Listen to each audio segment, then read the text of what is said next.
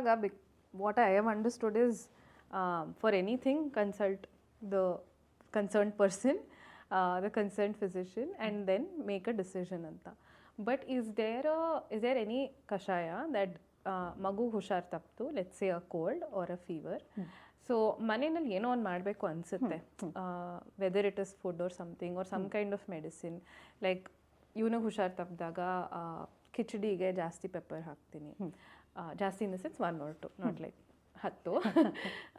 So is there any kashaya that is universal, it is also mild, but helps in like somewhat helps in reducing that illness?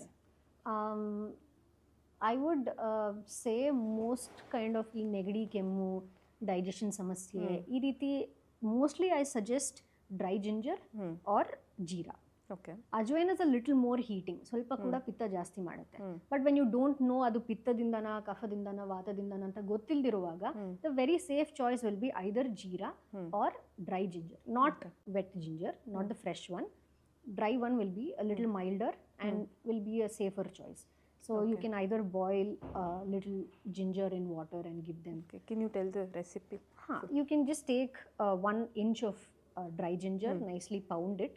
Okay, adu fibers alla bitkolbeku, pound it and add maybe a liter of water and nicely boil it for 15-20 minutes. Filter it and you can give it to children or adults.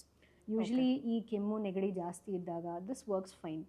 But in some cases when they say that ನನಗೆ ತುಂಬ ಒಳಗಡೆ burning ಥರ ಅನಿಸ್ತಿದೆ ಅಂತ ಹೇಳಿದ್ರೆ, that time better to avoid any of the spiced herbs. That time it's better to visit a doctor to get something else. Okay.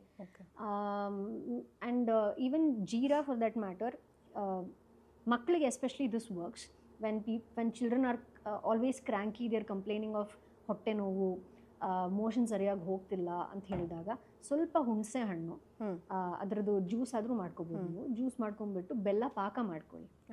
ಬೆಲ್ಲ ಪಾಕ ಮಾಡಿಕೊಂಡು ಜೀರಿಗೆ ಪುಡಿ ಅಥವಾ ಒಂದು ಸ್ವಲ್ಪ ಕುಟ್ಟಿರೋ ಜೀರಿಗೆ ಅದ್ರಲ್ಲಿ ಹಾಕ್ಬಿಟ್ಟು ಆ ಪಾಕ ಒಂದು ಸ್ವಲ್ಪ 2 ತಂತಿ ಪಾಕ ಓಕೆನಾ ಬಂದಾಗ ಜೀರಿಗೆನ ಅದ್ರಲ್ಲಿ ಹಾಕ್ಬಿಟ್ಟು ಚೆನ್ನಾಗಿ ಮಿಕ್ಸ್ ಮಾಡಿಬಿಡಿ. So that becomes like a candy. Okay, you can roll it into candy. ಸ್ವಲ್ಪ ತುಪ್ಪ ಮುಟ್ಕೊಂಡ್ಬಿಟ್ಟು you can roll it into a candy, keep it with you. Use this as a medicine, not a snack. It's very tasty. ಸುಮ್ಮನೆ ಬಾಯಿಗೆ ಹಾಕೊಳ್ಳೋದಲ್ಲ. Use this as a medicine when kids are really cranky. ಹೊಟ್ಟೆ ಏನೋ ಸಮಸ್ಯೆ ಇದೆ, motion ಸರಿಯಾಗಿ ಆಗ್ತಿಲ್ಲ, ಹೊಟ್ಟೆಲಿ gas ತುಂಬ್ಕೊಂಡಂಗೆ ಆಗ್ತಿದೆ ಅಂತಂದಾಗ ಇದನ್ನ ಕೊಟ್ರೆ ಟೇಸ್ಟು ಇಷ್ಟ ಆಗುತ್ತೆ. ಸ್ವೀಟ್ ಅಂಡ್ ಸವರ್ ಒಂಥರ ಚೆನ್ನಾಗಿ ಕ್ಯಾಂಡಿ ಥರ ಇರುತ್ತೆ ಆ್ಯಂಡ್ ಅವ್ರಿಗೆ ಹೊಟ್ಟೆ ಕೂಡ ಸ್ವಲ್ಪ ಸಂಕಟ ಕಡಿಮೆ ಆಗುತ್ತೆ. ಓಕೆ. ಆ್ಯಂಡ್ ಈ ತೆಯ್ಯದಿದೆಯಲ್ಲ, ಬಜೆ, ಜಾಕಾಯಿ, ಯಾವ್ದ್ಯಾವ ಥರ ಇದೆ and how often Ken that be given and how can it be? Okay, ಬಜೆ ಜೊತೆಗೆ ನಮ್ಮಲ್ಲಿ ಆಯುರ್ವೇದದಲ್ಲಿ ಸ್ವರ್ಣ ವಚ ಅಂತ ಕೂಡ ಹೇಳ್ತೀವಿ, ವೇರ್ ವಿ ಇನ್ಸರ್ಟ್ ಸ್ವರ್ಣ ಸ್ಟಿಕ್. ಓಕೆ, ಅದನ್ನ ಬಜೆ ಒಳಗಡೆ ಇನ್ಸರ್ಟ್ ಮಾಡಿಬಿಟ್ಟು ಅದನ್ನು ಬೆಳೆಸ್ಬಿಟ್ಟು ಅದನ್ನು ನಾವು ಯೂಸ್ ಮಾಡೋದು, ಈ ರೀತಿ ಪ್ರಾಕ್ಟೀಸ್ ಕೂಡ ಇದೆ. ಬಟ್ ಸ್ವರ್ಣ ಹೇಳಿದ್ರೆ ಸ್ವಲ್ಪ ದಗದಗ ಅನಿಸುತ್ತೆ. ಸೊ ಬಜೆನ ತೆಗೆದ್ಬಿಟ್ಟು ನಾವು ಕೊಡ್ಬೋದು. ಆ್ಯಕ್ಚುಲಿ ಹೇಳಕ್ಕೆ ಹೋದರೆ ಒಂದು ತಿಂಗಳಲ್ಲಿ 1 ವಾರ ಕೊಡಿ. C the response of the child. ಕೆಲವೊಬ್ಬರಿಗೆ ಈ ಕಫ ಆಗೋ ಟೆಂಡೆನ್ಸೀಸ್ ಜಾಸ್ತಿ ಇರುತ್ತೆ, ಅಂಥವ್ರಿಗೆ ಕೊಡ್ಬೋದು. Give it for 6 months, give it for 3 months first. Okay, then you can stop it. Again, you can continue it later. Okay. If the kid is responding to it in a bad way, sometimes they get mouth ulcers. Sometimes they get loose motions because of that. ಜ್ವರ ಬರುತ್ತೆ ಕೆಲವೊಬ್ಬರಿಗೆ. That is because the baje, jaikayi are very heating to the kid. So ಪಿತ್ತ ಪ್ರಕೃತಿ ಮಕ್ಕಳು ಯಾರಿರ್ತಾರೆ ಅವ್ರಿಗೆ ಇದು ಸ್ವಲ್ಪ ಜಾಸ್ತಿ over ಅನ್ಸಿರ್ಬೋದು.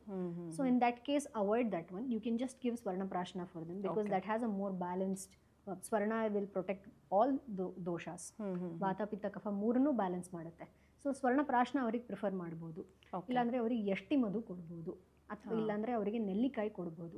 But anything keep it in moderation. 3 months initially try ಮಾಡಿ ನೋಡಿ, then give a pause, again then try.